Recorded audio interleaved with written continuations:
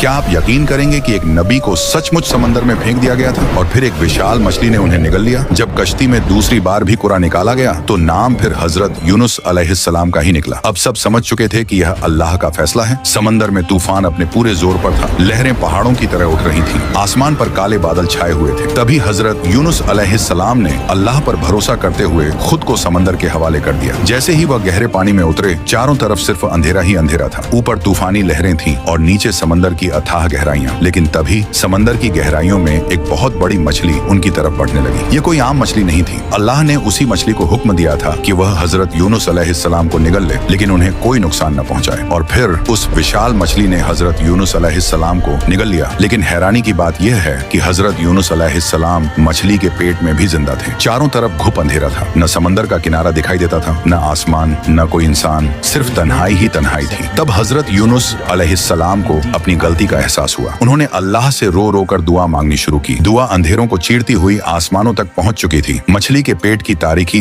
समंदर की गहराइयों की तारीकी और रात की तारीकी, इन तीनों अंधेरों में हजरत यूनुस अलैहिस्सलाम अपने रब को पुकार रहे थे। ला इलाहा इल्ला अंता सुभान का इन्नी कुंतु मिनज जालिमीन। फरिश्तों ने अर्ज किया, ए अल्लाह, हम एक जानी पहचानी आवाज सुन रहे हैं। अल्लाह ने फरमाया, ये मेरे बंदे यूनुस की आवाज है। फरिश्तों ने कहा, या अल्लाह, यही वो नेक बंदा है जिसकी इबादत और नेकियां हर रोज आसमानों तक पहुंचती थी। फिर फरिश्तों ने हजरत यूनुस अलैहिस्सलाम के लिए दुआ की और अल्लाह की रहमत जोश में आ गई। अल्लाह ने उस विशाल मछली को हुक्म दिया, मेरे नबी को कोई नुकसान मत पहुंचाना और उन्हें साहिल तक पहुंचा दो। तभी वो विशाल मछली समंदर की गहराइयों से ऊपर उठने लगी। लहरों को चीरती हुई वह साहिल की तरफ बढ़ने लगी। फिर अल्लाह के हुक्म से उसने हजरत यूनुस अलैहिस्सलाम को साहिल पर उगल दिया। हजरत यूनुस अलैहिस्सलाम जिंदा थे, लेकिन बेहद कमजोर हो चुके थे। उनके जिस्म में बिल्कुल ताकत नहीं बची थी। चारों तरफ वीराना था। वो कमजोरी की हालत में जमीन पर लेट गए। लेकिन अल्लाह अपने नेक बंदों को कभी तन्हा नहीं छोड़ता। तभी अल्लाह के हुक्म से उनके करीब यकतीन कद्दू का एक पौधा उगाया। उसके बड़े बड़े पत्ते उन्हें धूप से बचाने लगे। उन्हें साया मिलने लगा, आराम मिलने लगा और धीरे धीरे उनकी सेहत बहाल होने लगी। कुछ वक्त बाद जब वो पूरी तरह तंदुरुस्त हो गए तो अल्लाह ने उन्हें दोबारा उनकी कौम की तरफ भेजा। हजरत यूनुस अलैहिस्सलाम सोच रहे थे कि शायद उनकी कौम अब भी उनकी बात नहीं मानेगी। लेकिन जब वो अपनी कौम के पास पहुंचे तो वो हैरान रह गए। मंजर पूरी तरह बदल चुका था। उनकी कौम अल्लाह के अजाब के खौफ से तौबा कर चुकी थी। लोग रो रो कर अपने गुनाहों की माफी मांग रहे थे। उन्होंने शिर्क छोड़ दिया था और एक अल्लाह पर ईमान ले आए थे। हजरत यूनुस अलैहिस्सलाम ये मंजर देखकर बेहद खुश हुए। अल्लाह ने उनकी मेहनत को कबूल फरमा लिया था और उनकी कौम को हिदायत नसीब हो गई थी। यूं हजरत यूनुस अलैहिस्सलाम की आजमाइश का खूबसूरत इख्तिताम हुआ। अगर आपको भी अल्लाह की रहमत पर यकीन है तो कमेंट में सुभान अल्लाह जरूर लिखिए।